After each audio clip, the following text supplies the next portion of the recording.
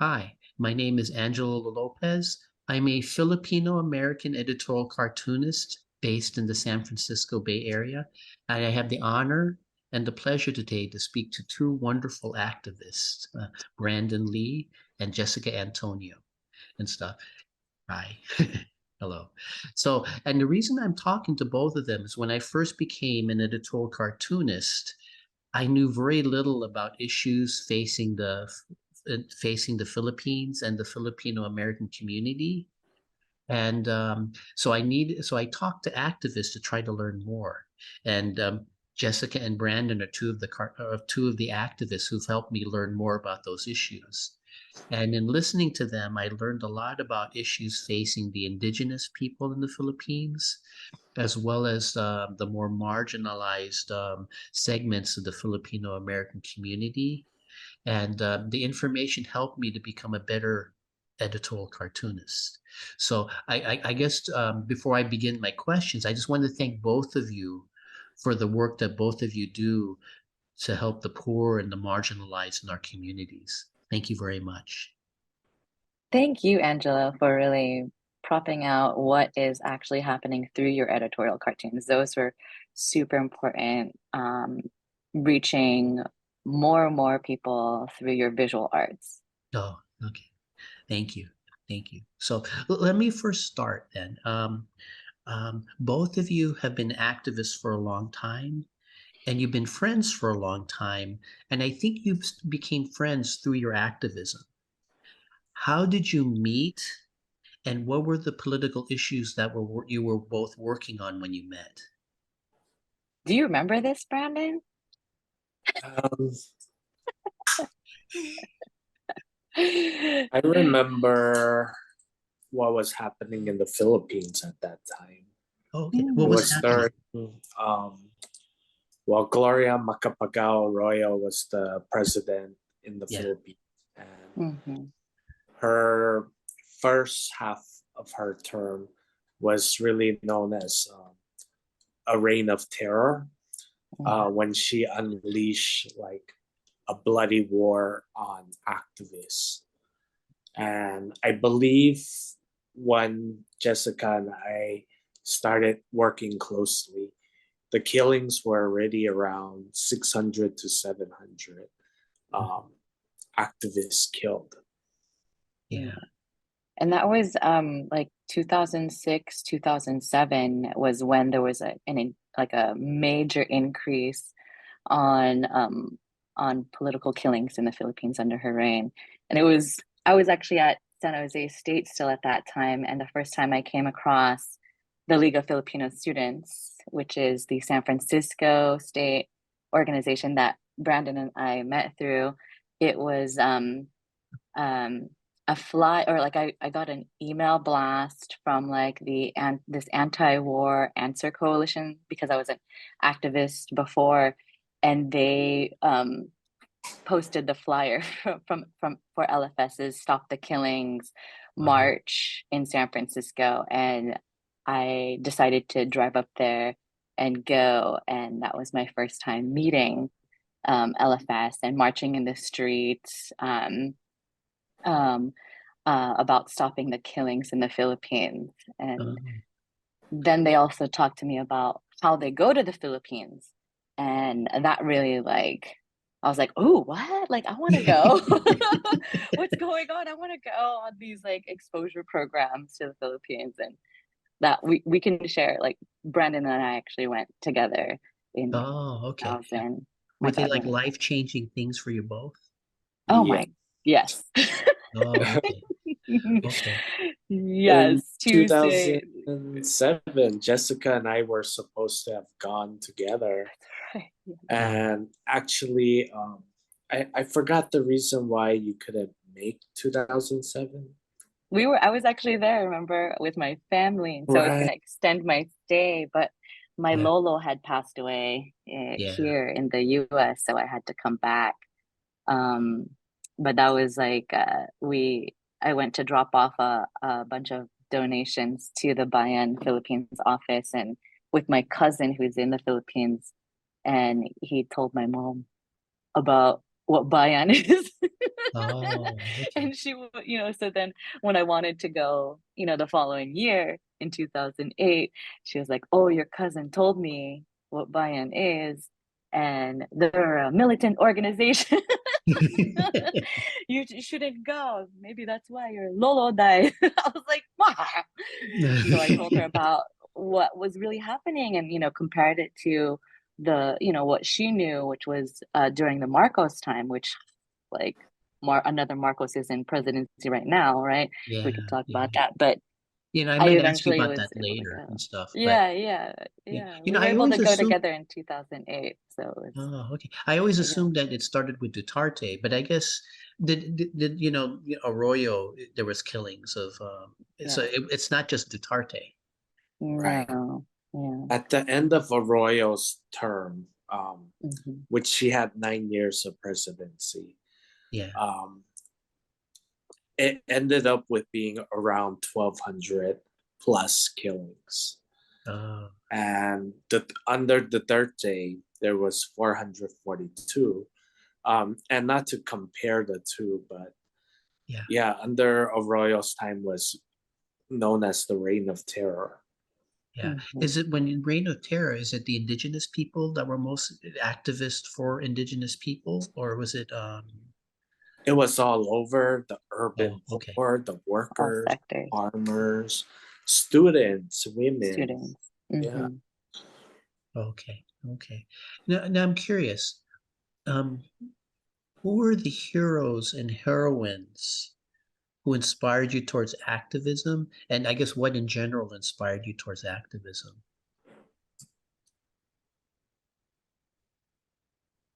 Go ahead, Brandon.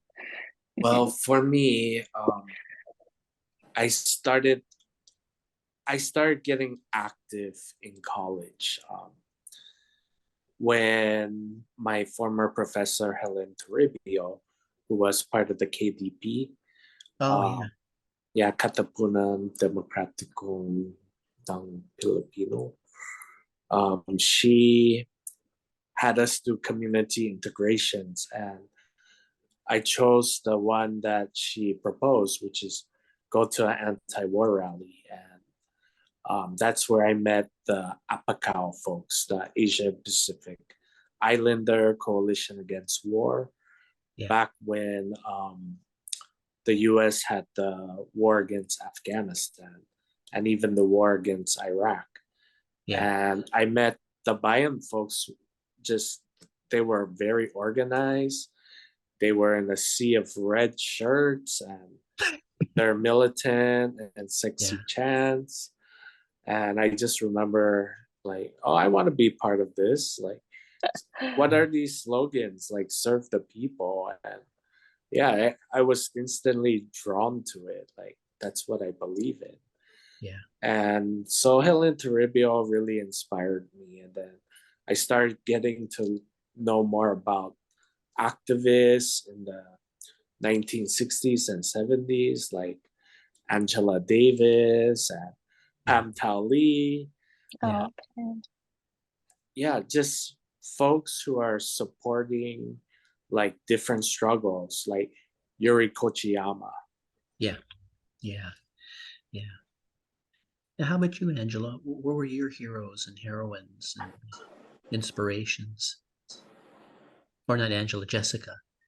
I was like, oh, yeah, I'd Yeah, love no, to she know mentioned yours. Angela, so I'm thinking Angela Davis and stuff. So, so Yes. yeah, sorry about that. I was thinking No. you were when she mentioned Angela Davis, I was thinking your name was Angela Davis, but I know your name is Jessica and stuff. Wow, that would be a very, large shoes to fill.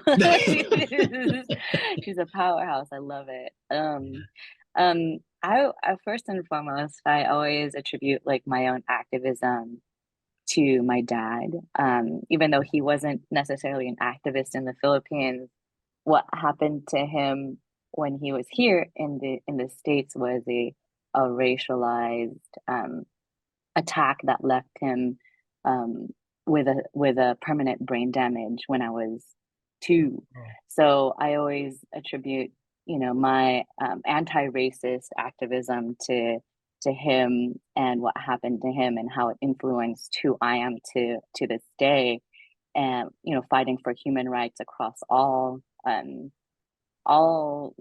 different issues. I did also start out as an anti-war activist and like an animal rights activist, and Oh, yeah. started different chapters in Modesto, my hometown, like Food Not Bombs, and Uh, um, but I was a punk. I am a punk. yeah. Always. But it was it wasn't until I was in college that I actually got introduced to what was happening in the Philippines, and it wasn't even here. Like it was, I was invited by a professor to come up to Seattle to a Sandiwa conference, that like I think the theme was around like Carlos Bulasan, so one of the Oh, like OG manongs that worked the fields and um, fought against racism and for workers' rights. Um, and and it wasn't, yeah, that was when I was introduced to organizations like Gabriella and Bayan USA. yeah. And I remember like the workshop, it was like this choose your own um adventure style, like okay, like you're a Pinay who was had to get a work visa to work as a domestic worker in Saudi Arabia, and then so like it gives you like these scenarios, you choose A or B, and Yeah. every scenario was like depressing and sad, and like I was like, what the is Yeah. happening? And they were based on real stories that Pinays experience as overseas Filipino workers. So I was like, what is going on? Yeah. Um, and that's like how I got exposed to the organizations that we continue to work with. Yeah. Yeah. Carlos Bolasan's America is in the Heart. That was a big influence on me. I took an Asian American history course in college. And that, yeah, because before then I struggled with my Filipino American identity. But he made me realize I can love being Filipino and love being American and stuff. And Mhm. I love the history of the Filipinos involved in the labor movement and stuff. Yes. Yeah. Yeah, yeah. So both of you were influenced by, like, was it the Iraq War that pushed you towards that direction? Yeah, initially it Yeah. was the Afghanistan war Uh-huh. when I didn't know at the time, but George Bush declared the Philippines as the second front on terror. Oh Mhm. yeah, yeah, yeah. Yeah. Because of the Muslim insurgency, right? Right. Mhm. Yeah. Yeah, and I didn't I forgot all about that. Yeah, yeah. So okay. I have a question. This is more my ignorance and stuff, but there are a lot of Filipino American activist groups. You mentioned one of them, Bayan, right? There's Pawis, there's Anak Bayan, there's Gabriela, there's Malaya, there's the ICHRP-US, there's That's Migrante Brandon. USA and stuff. Yeah. And I guess you're Brendan, you're in the um, what's that? The San Francisco Committee for Human Rights in the Philippines, right? And Yes. I think you mentioned the League of Filipino Students, right? Mhm. Mhm. I get very confused about all these groups and what they do and stuff. Could you just give what are the differences between these groups? I can, it's yeah, I can share a little bit, and then I would love for Brandon to like expound on his breadth of knowledge of the development of all of these things. But I was part of Buying USA for more than a decade, and I too, when I first joined, I was like, what is the difference between like this? And I think there's like NAFCON, right? National Alliance for Oh Filipino yeah, yeah, yeah. Concerns, all these different organizations. And what I can say is that Buy-in USA is the alliance, like umbrella alliance organization that actually is composed of different sectoral organizations like Gabriella. And Gabriella is the women's organizations. Yeah. Um, it's also an alliance with the youth and students, which is Anak Bayan. So you've heard of Anak Bayan and LFS. League of Filipino Students was part of Anak Bayan. So you can kind of visualize like this kind of tree, like Yeah. family tree, right? And then of course we have migrante, which are the migrants and the workers. And those three main sectors, Gabriela, Anak Bayan, and Migrante, all compose of Bayan USA. Bayan USA wouldn't exist without these organizations. And they all unite under the National Democratic Movement that is in the Philippines. And so they unite around the program of overturning the whole system and really getting rid of the three basic problems in the Philippines. Three basic problems, it sounds like it's basic, Yeah. like, oh, that's so easy but no, it's like deep. Any problem any issue that that you can think of that's happening in the Philippines all stems from these three different things.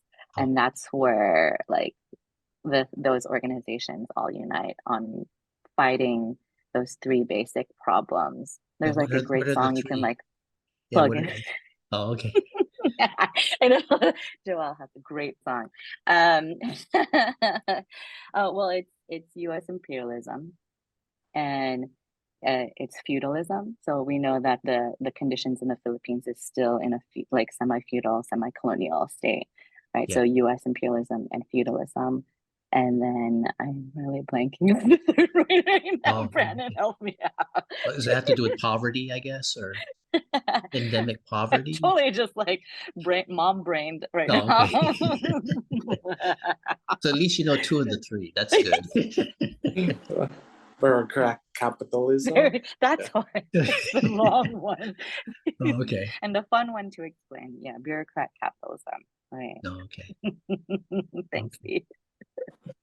Oh, Yeah. So those are like some of the ones that you mentioned. Paulis is also the workers' organization, and they're part of Migrante. But okay. there's the ICHRP-US and the Malayas. Maybe Brandon can talk a little bit more about. For the Malaya movement came out of the need to tackle tyranny. Okay. Malaya meaning free, and that was during the time of Duterte, when in the Philippines they were organizing a movement against tyranny. Okay. And in the US, they formed the organization called Malaya Movement. So it's just a broad organization of combats Filipinos who don't agree with killings, who want freedom of speech brought back to the Philippines. And they don't necessarily have to align with the national democratic aspirations, but they want like an open society full of democratic ideas. Yeah. And then ICHRP, I'm actually not sure when ICHRP Global was formed, but I know San Francisco Committee for Human Rights in the Philippines has been around for a long time, since the early 2000s. Yeah. But pretty much it's a organization of members who might be compat, but also non-Filipinos who they believe in human rights in the Philippines, and they want to expose and oppose all the human rights violations happening there. And what we're trying to do in the US is pass the Philippine Human Rights Act, which is an act that would cut US military aid to the Philippines until all those who are perpetrators are accounted for, like they're put in jail, and it's them that they're being accounted through the legal system. Yeah. I'm curious. Susan Wild, right? She's the one sponsoring it right now and stuff. It's from New Jersey. How's it doing in Congress right now? Or is it stalled, or is it doing okay? Or So now it's the third Congress that got reintroduced, okay, and what the status is we're having a little hard time getting bipartisan support. yeah, But once we do get like a Republican, it's like a domino effect that we think many more would support. okay, okay. So we just have to get, you know, yeah, I don't know. I, One of those guys. yeah, yeah, but we can always hope and stuff. We can always hope and stuff. So Yeah. okay, well, I have a question. Brandon, you're a Chinese American, right? How did that teacher? I forgot her name. She's the one who got you involved in Filipino issues involved in the Philippines. Um, Her name is Helen Toribio. She didn't get me involved, but she was one of my Asian American studies teachers. So Okay. what we learned in high school was like a paragraph about the Philippine American War, and that Yeah. was it. Yeah. So we didn't really know much about it until we take Asian American studies classes in college Yeah. that dive more into the roles of how America became a colonial power and used its imperialist might to extract resources from the Philippines. Yeah. But I guess how I got involved was my own active being, just wanting to know more, and seeing how Bayan organized and wanting to use those tools to organize the Chinese American community at San Francisco State and beyond. Yeah. Yeah. Yeah. Was it helpful that San Francisco State has a history of activism? Yeah, well, if folks didn't know, like that was the one of the starting points of the Third World Liberation Front, Yeah. where Mhm. they were able to unite with different people of color over the struggles of education, having relevant education, Yeah. and linking up, going to the streets and helping out those in the I hotel, even. Mhm. Yeah. Um, Yeah. yeah, the tenant right issues, and Mhm. they linked it with the struggle abroad, where um, they saw America as like an imperialist power, um, taking over Vietnam, attacking the Philippines, and all these other countries around the world. Yeah. Yeah. I, I have to admit my Asian American history, my teacher was Dr. Lu and stuff in San Jose State. He was helpful for me too and stuff. And I learned a lot about, yeah, they really don't teach you much in high school. And No. what little they're teaching, they're trying to ban. You know, Oh, now, yeah. Oh my yeah, gosh. which gets me annoyed, scary and stuff. But yeah, yeah. So These are different times. yeah, Jessica, Mhm. we had a conversation once, and you talked about a few years ago you went to the Delano to celebrate the Delano grape strike, the anniversary of, and also to learn about the Filipino Americans who participated in that strike, right? What was that Right. like? Um, it, it was actually such a great experience because um what happened was there was a film, a documentary that was just being released by Marissa Aroy on the Delano Gripe strike and the Filipino organizers, union organizers around that. And there really wasn't much out Yeah. there.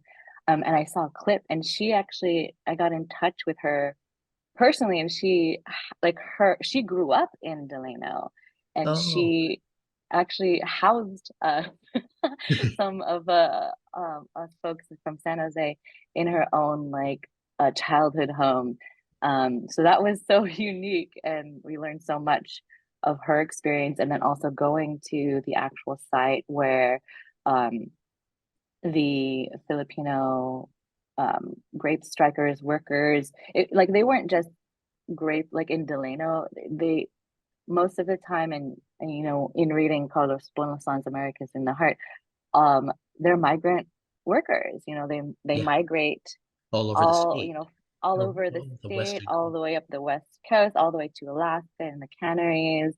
Yeah. And it was just through this kind of pivotal moment in history where at this time the Agricultural Workers Organizing Committee, AWOC, is the union that Larry Itliong, Philip Veracruz, Pete Yeah. Velasco, um, Benjamin Gines, Andy Imutan, and a lot of others were a part of, that were pushing for a strike, and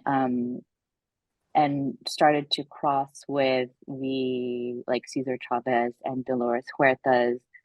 I think their union was the National Farm Workers Association, Uh-huh. and so it was really through them unite, like pushing each other to you know, to vote for this strike to happen. Um, and it was, like learning that history, because you didn't know that at all. Like Yeah. zero was out there like about Filipino farm workers Yeah. in the formation and birth of the United Farm Workers of America. So, a major union that was led by Cesar Chavez and Dolores Huerta, among others. Um, so really like learning about that history is like essential to our Filipino American identity and Yeah. the struggles that our manongs and manangs faced during that time of anti-Filipino hate, anti, like you're like, what, that happened? Like there's like, Yeah. signs that said like no Filipinos allowed, like Yeah. you just didn't think that actually happened to your own community as well. Yeah. Um, Yeah. I actually ended up painting collaborating on a mural on the Delano Grape Strike, Oh, cool. that's Yeah. Yeah. hanging in the Milpitas Library out Oh, here. you were one of the people who did that. I haven't gone there yet Yeah. and stuff, and I want to see Yeah, that. yeah, go check it out. I did all the faces. So all the Oh, yeah. faces you Okay. see were, there was a lot of Yeah. faces. Yeah. But Well, and it was also really hard to find like reference photos of some of these leaders, Filipino leaders, because there wasn't like I think Marissa's um film hadn't actually come out yet when I had put oh, that together. So I was like, and then Dolores Huerta came to the opening. oh, she did. Oh, that's She neat. was So like, you said hi to yeah, her. yeah. I got to meet her and take photos, and she looked at it and she's like, yeah, yeah, they all, was reminiscing. Oh, they all look pretty good to, close to what they look like, except for I think she said Andy. She's like, Andy was much more good looking than what I painted. And I was like, yeah, well, the reference, well, I don't have any. Well, I I'll know. take her word for it. I Oh, know. that's funny. Yeah, yeah. Did they introduce her to like Pancit, and did the Filipinos introduce Dolores Huerta to Pancit and adobo and stuff like that? I'm sure like food is such a, like a way to eat, have conversation and share, and Oh, yeah, I'm pretty sure I didn't talk to her about yeah, yeah. Oh, how okay, they how okay. they got to break bread, but food is definitely, as a coming from an organizer's perspective, a way to like, sit and talk with people over food, Oh, cool, sharing. cool. I Yeah. envy you and stuff. The ironic thing with me is, in Watsonville, there was a famous riot where Filipino Americans were harassed for I think a week by a white mob because Filipinos dance with white women. The Yes, ironic the thing is dance now I'm hall. married to a white woman from Watsonville. So so So, so I always treat her nice because I don't want, I don't want, No mobs come after no, you, no Angelo. moms to go after me. Oh my Yeah. God. So this first meeting, okay, I just looked at that. We have 6 minutes left for this first meeting. I Ah, want, right.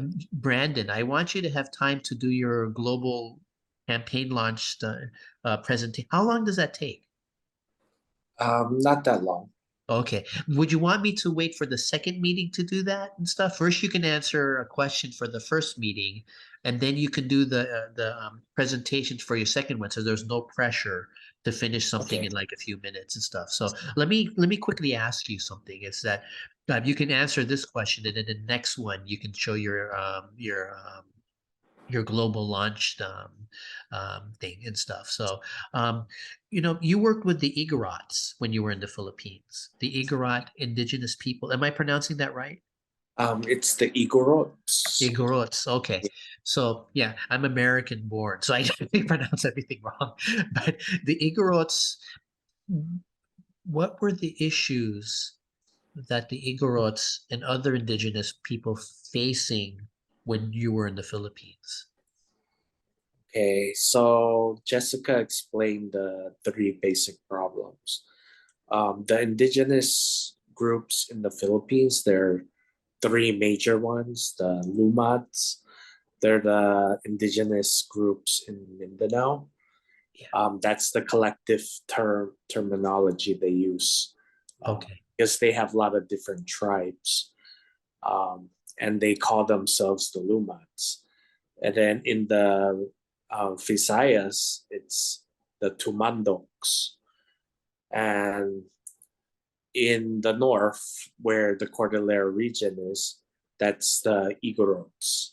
And Okay. that's also a collective term because you have the Bontoks, those from Benguet and Ifugao and Kalinga, and then they have different tribes in each province. Yeah. So, on top of the three basic problems like imperialism, feudalism, and bureaucrat capitalism, they are facing national oppression because they're a national minority group.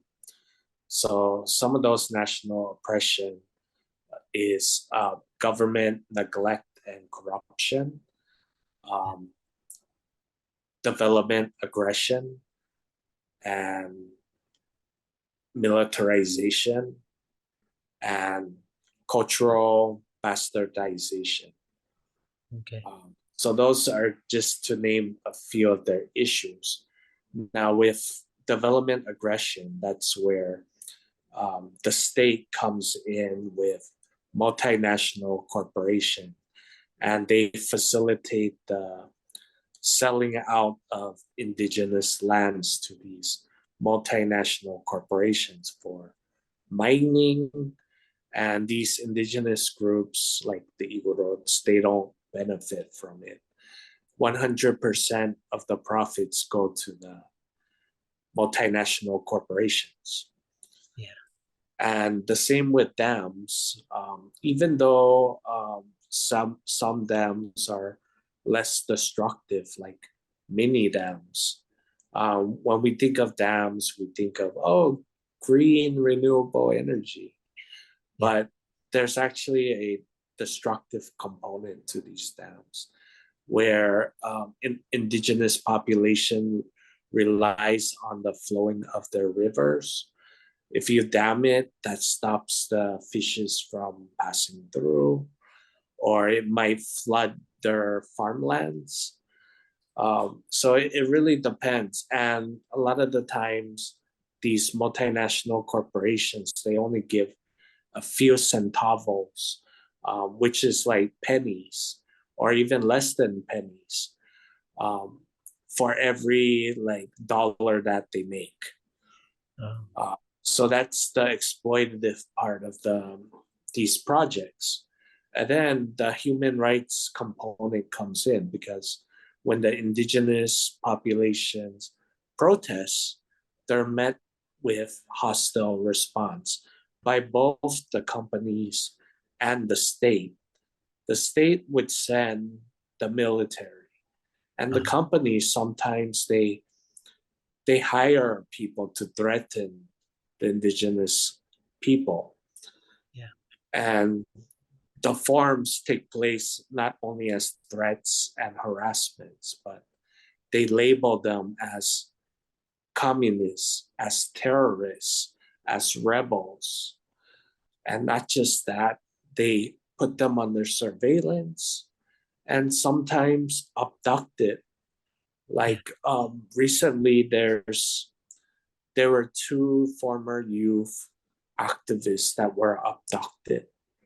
Oh, okay. Dexter Kapuyan and Bazu, and they're they're both for indigenous people's rights. Yeah. Dexter Kapuyan, he was a student activist during Marcos Senior. He was a leader with the League of Filipino Students as the chairperson. And he also was an editor with the UP Baguio Outcrop, which is aligned with the College Editors Guild of the Philippines. And Oh, they were very critical of the Marcos regime, how they would, pretty much extract the resources of the people or corrupt the projects and militarize communities. yeah. And right now, he's being accused of being uh, the leader of the MPAs in a particular area in the Cordillera region. While Bazu, he just recently graduated in 2016, so at the beginning of the third day's term. And Wow. he was also a writer, and he continued on as a indigenous people's advocate. Um, and now they're both missing after going on a medical mission to Tatay, Rizal. Yeah. And they were missing since April 30. So it's like ironic that it's now under Bongbong Marcos that we have this situation all over again where the democratic space is shrinking. Yeah. And yeah, because of that, when democratic space shrinks, people are going to fight back no Yeah. matter what happens.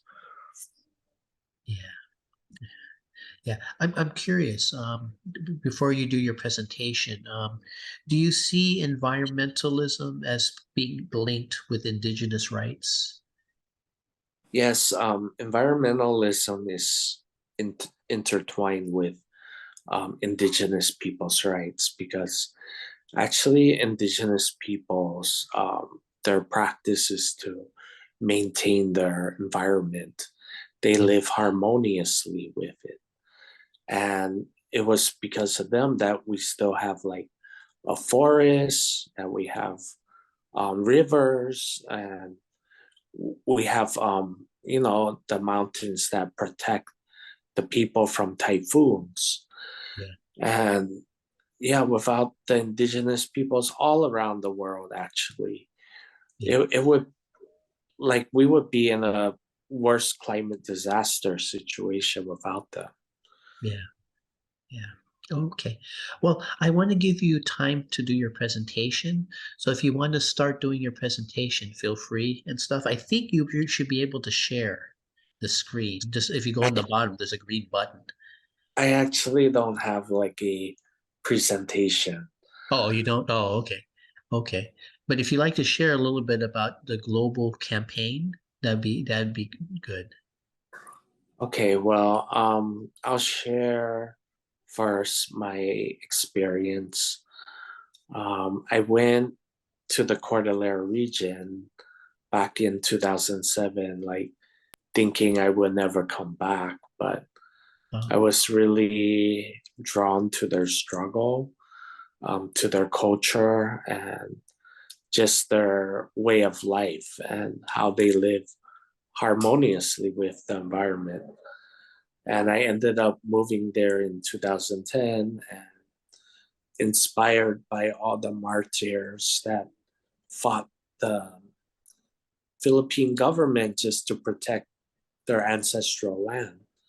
Yeah. So I ended up joining the Cordillera People's Alliance for self-determination and for the defense of ancestral lands. And there, I became a journalist, and I wrote about all the things that I saw, like from the government neglect to the militarization. And I don't know if you and the viewers know what UNICEF is. That's like the United Nations, like Children Yeah. Educational Fund. Well, UNICEF had these posters that they gave to human rights organizations, saying that we can use these banners to post in schools and barangay halls, saying that the military cannot camp here because this is a zone of peace, and that they need to be like 500 meters away from this community. And what ended up happening was the military ripped down all these posters saying that these are New People Army posters, that they belong to the rebels. And if you're the one that hung these, you're a rebel sympathizer. Yeah. So, in essence, they were red tagging UNICEF, which is an international organization. Yeah. And so this is the way that the Philippine state operates, to silence any kind of dissent or critics or activists. They go on to these bouts of terror tagging, trying to isolate the individual or the organization away from the community that we're serving. Yeah. And they try to make that community afraid to want to support you or your organization. Yeah. So that's what the state wants. And because of that, and if you continue to do your work, they threaten you. And like myself, after being followed and threatened so many times, they had enough and they just wanted to silence me once and for all. And they do this to many activists in the Philippines. Yeah. And so I was shot, and there are many who experience the same things. Yeah. And that's why under Duterte's time, it got worse from the former president, Noynoy Aquino. Yeah. So we launched this global campaign to defend Cordillera because we need the support of the international community to expose what is happening to the Igorots, what is happening with the Philippine state targeting these land defenders. Yeah. So that's I was going to ask that. You mentioned red tagging. So that's what red tagging is. Yes, red tagging is, if you think back to the McCarthyism of the US, where Senator Joseph McCarthy went on bouts of just, the term they used was red baiting. Yeah. They red baited many actors and politicians who were also critics and or were seen as a little bit to the left, not even centrist, but just a little bit to the left. And they were thrown in jail for just being accused by their neighbors. Yeah. Well, that's happening in the Philippines, but instead of just being thrown in jail, it's like anything can happen to you. You can be abducted. It's just like a way to not just isolate you, but to really neutralize you from doing your work. Yeah. Yeah. Thank you for saying that and stuff because I try in my cartoons to talk about red tagging and stuff, but sometimes I have to, I remember when my parents first saw that, I had to actually explain to them what it was and stuff. So even in the Filipino American community, not as many people know about it and stuff, which is kind of, so I'm glad you guys are talking about that because it's important for them to know. And one of the bodies that Duterte made was the National Task Force to End Local Communist and Armed Conflict. Yeah. And this body, they targeted Ifugao province to be neutralized 1 month before I was shot. And they visited all my colleagues' houses on the same day that I was shot. And luckily, none of them were home at that time. Yeah. But this body, this NTF LCOC, they also red tagged like SF State and UC Berkeley, Bayan USA, Anak Bayan USA, Gabriela USA. Yeah. They red tagged myself, Amado, Melissa Rojas, Yeah. as just three people who, really served the Filipino people. Yeah, yeah. I know as Yeah. you're a journalist as well and stuff, and journalists are getting I think priests, labor union leaders and stuff, or yeah, yeah. Even lawyers and judges. Oh, yeah, yeah, Mm-hmm. yeah. So, Yeah, yeah, and there's like a big I feel like there's a big difference with this new formation because they're actually like putting people behind it. Like they're creating counter propaganda to against our movements, and even here in the US, um, which it really isn't anything new, but it still is um like because I don't know if you're aware during Marcos's time there were two Filipino American activists that were targeted and murdered here oh in yeah, the US. In Seattle, Yeah, right? Yeah, in Seattle. I Yeah. forgot their names, but they were part of the KDP, I guess. Mm, yeah, Yeah, and also union organizing too. But so it's not anything new, but like this the internet provides like just so much misinformation, and the red tagging does result in um serious things like Brandon's attempted murder and um kidnappings and even just like raising a lot of questions on our organizations and legitimacy and funding, like looking yeah, at everything, like all of that is impacted as well. yeah. I'm curious, Jessica, you went to that Philippines for that exposure program in 2008, 2010, and 2017. Now, 2008 and 2010, I think that's in the Arroyo and Aquino administrations, and then 2017 was the Duterte administration. And Yeah. you learned a lot about human rights from that time and stuff. Mm. Was it similar to what was your experience similar to what Brandon was talking about what you saw?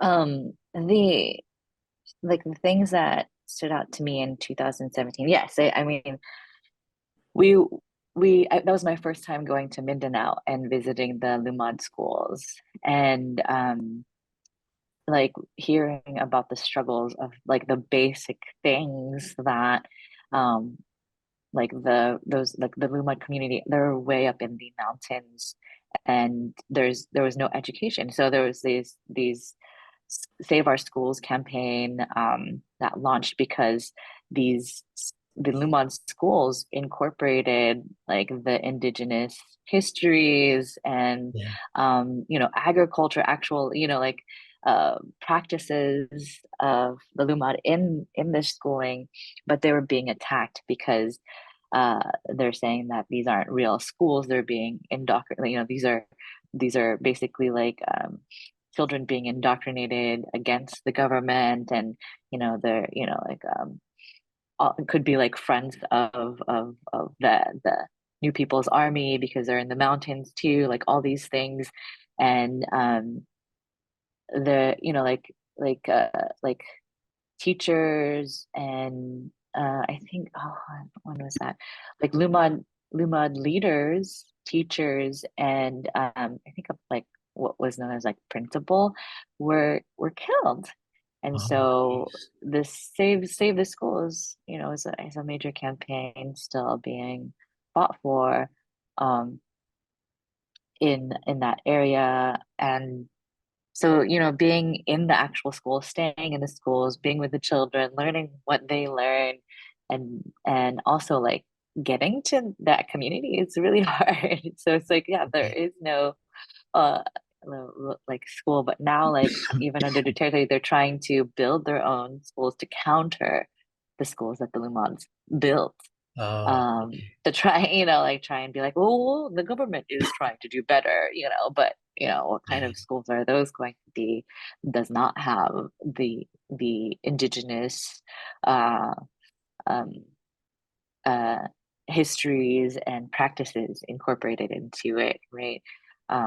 So the human rights, defending their land, defending their right to education, to healthcare, um to basic needs of humans is something that Yeah, they I'm were fighting. curious. You were there in 2010, and then you came back in 2017. And I think for both Brandon, you and Jessica, was there a did it ramp up when Duterte came and stuff? Did that harassment ramp up, or was it basically the same as 2010 and 2017? I feel like it did. The interesting thing is that when Duterte first came into office, he, really ran on this campaign that he would have peace talks with the National Democratic Front, with, and he's from Mindanao, so he actually like had localized talks with different NDF and different parties. Um, and was like there were the seemingly positive like exchanges. However, when he became president and then he stopped the peace talks and he knew all the people that he had Oh, negotiated with before, he then like put them in jail, like yeah. immediately put everybody in jail. And there was a whole movement to free the 43 and all of these different movements of political prisoners, and he did sweeping campaigns to target these communities that he once like worked with, um, and so that like the targeted, I feel like there was definitely a ramping up of political repression after the failure of the peace talks, after he did engage in like the bombings of certain communities in Mindanao. There was, like the whole I think there was there was martial a law, right, in a there certain was area. martial law, yeah, like all of those things really just escalated super fast during that time. And then of course, like under the guise of the drug war, he was able to just kill people off like Yeah, nothing. yeah. Brandon, did the Cordillera have problems during that time? Oh, definitely. In 2017, like Jess said, when the peace talks were off the tables already, like the communities were militarized all over again. Yeah. The Philippine Air Force dropped phosphorus bomb in Abra, and they Mm. were still bombing Mountain Province.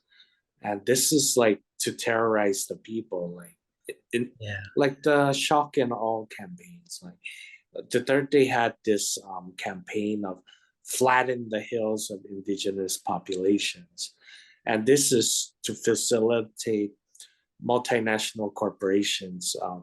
coming in to take land, to put up plantations, mining and dams. Yeah. And yeah, and that's when one of my friends, Ricardo Mayumi, was also silenced in 2018. Yeah. Yeah, in his house, they shot up his front door and then entered and shot away at night. That's the same style of what they did to William Bugatti, the human rights officer before me. Yeah. It was at night, and the same with myself. Um, Yeah. they I shot think, me yeah. right before 6. Oh, okay. I think there was a lawyer, I forget his name, who got shot too for representing indigenous people. I forgot his name, but yeah, I forgot. Oh, let's skip that. I'm in my 50s now. My memory's nowhere near as good as it used to be. Well, there's attorney Angelo Carlo, who Uh, worked with the Tumandok communities in the Visayas, oh, particularly in Panay. yeah. And he worked with the Negros Oriental community where Oplang Kapanatagan first took place, where you have these police raids that ended up killing 14 and arresting, I forget how many, but yeah, there was a lot of operations like that where they would just arrest a lot of activists and kill a lot of activists. And I think that's what they wanted to do in Ifugao. Also, when I was shot, it was not just my residents visited. Okay. This is a question that I didn't prepare. It just popped in my mind. But you're talking about mining. But I know that there's been a struggle for land reform. In agriculture, is there a similar issue with multinational plantations, I guess, as opposed to multinational mining as well? Um, I know Jessica has visited a lot of peasant communities in the Cordillera region. There's there's very few landlords there. Oh, okay. I think nationally, uh, a, a lot of the elite landlords, they're doing a lot of land grabbing, Oh, and peasants remain squatters on the land that they till.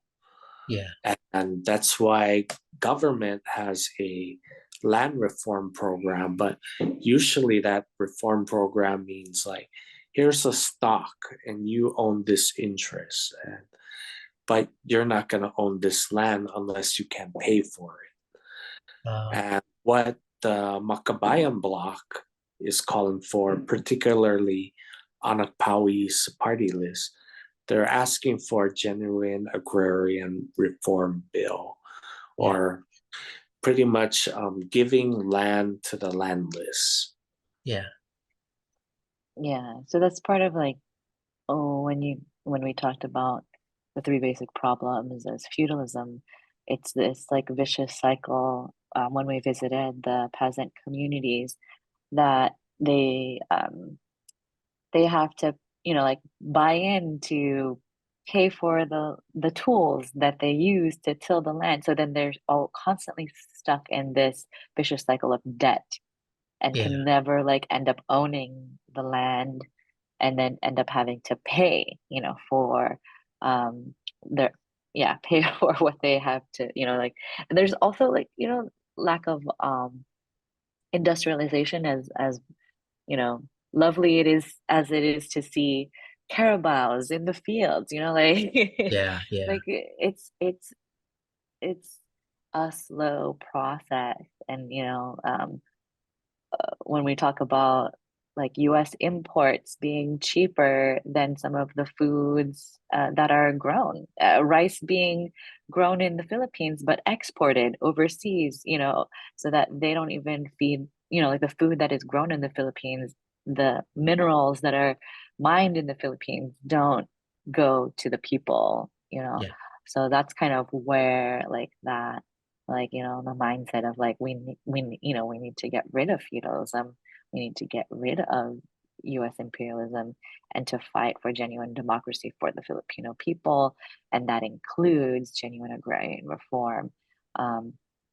Genuine agrarian, yeah, like the rights to land for the peasants. Yeah, I'm curious. Uh, Marcos has been in power now for what, almost a year now.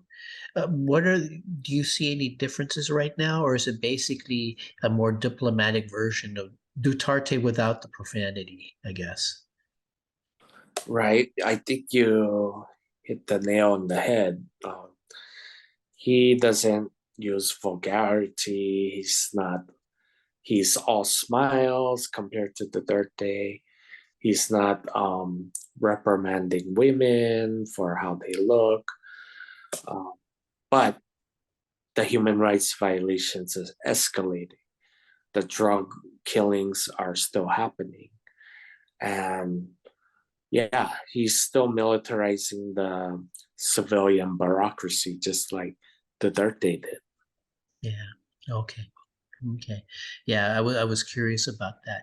I think one of the things I've been wondering with the Philippines in their system is I've been reading like a few families political dynasties, and they own most of the power and stuff. Is that part of the three things that you're fighting against and stuff? Is, you know, instead of because the Philippine economy has grown, but it seems like most of the benefits have gone just to those families. Yes, yeah. So that's that. Basically, you know, like in the US, we hear like the 1%. That is the 1%. It's the families that own the land, that are in the politics, that reap the benefits of these, you know, like back deals with other corporations, or businesses um, that take over the land, you know, like all of those things. Yeah. It's their pockets that are filled. It never gets distributed. There's no such thing as trickle down economy. But it's, you know, it really is. If you look at the lineage of presidents in the Philippines, they're like, oh, right, Marcos, right, Yeah. Marcos. Yeah. And then the Nonoy, Aquinos, right, the Yeah. Aquinos. Oh, and then even, you know, Gloria. There They was an all, actor, I forget the actor's name. I Who's don't that tough guy remember. actor who was in the he got I forget his Oh, name. yes, yes. Oh, I know what you're talking Yeah, about. blanking out his name Estrada. too. Yeah. Estrada. Yeah, yeah. So, yeah, even in the industries, you know, it's like the sons and daughters of the elite that are in like the star industry is the elite. And so, you know, that bureaucrat capitalism tied with like family dynasties and all of that is intertwined with each other of of those, yeah, like reaping the benefits of the political gain, the economic gain of Yeah. the country. Yeah. Did you have anything to add, Brandon, to that, or? Um, like last comments or Oh, no, no, no, no. That's okay about the dynasties or anything. But if not, I guess the one. Go ahead. I'm interrupting you. Is there anything you wanted to add or no? um, just that we had the coalition of MAD, the Marcos Arroyo Duterte tandem, who, Yeah. you know, they're really human rights violators. And Duterte brought them all back to power. Like they Yeah. were all like not empowered, but he empowered them all. Yeah. Oh, okay. Thank you. Um, I guess for my last question for you two, what are the rewards of a life of activism? For myself, is seeing the people, like the gains the people get from what we do, and seeing that they benefit from what we're trying to support, why we're serving them. Yeah, just seeing them happy and that they're not alone in this fight. That meant a lot to me. Yeah.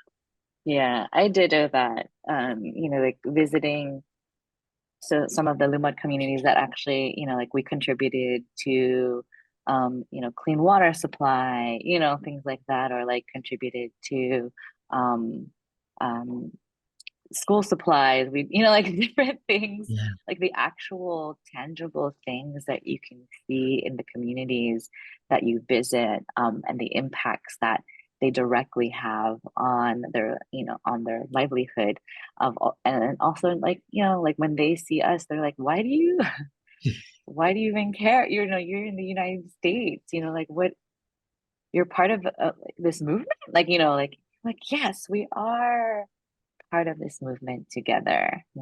Yeah. There's people in the US, hundreds, probably like thousands now, that are part of this movement. And so really being part of something that's much larger than yourself and knowing the direct impact, like it's not just, it's tangible. You can actually see it, you can feel it when you go there. Yeah. And I would also add, on the, the heart level of like friendship, like the comrades, the relationships that I've built Yeah. um with folks, years of working and struggling and building together, uh is It's kind of essential. invaluable, right? It's Yeah, invaluable. yeah, Yeah. Yeah. yeah, it's part of, life, like giving life to the movement are those bonds and friendships that and relationships that we build, not just with each other as organizers, but also and most especially with the communities that we work with Yeah. here. Yeah, yeah. Mhm. That's a wonderful insight because I've read like the civil rights movement. Those activists that were there in the '60s, they're friends now Mhm. still and stuff because they went Yeah. through a bonding experience. And it sounds like with both of you, you're caring for the community. It was a bonding experience that that's like kind of lifelong, I guess. Mhm. Yeah, because I'm a Yes. Filipino American.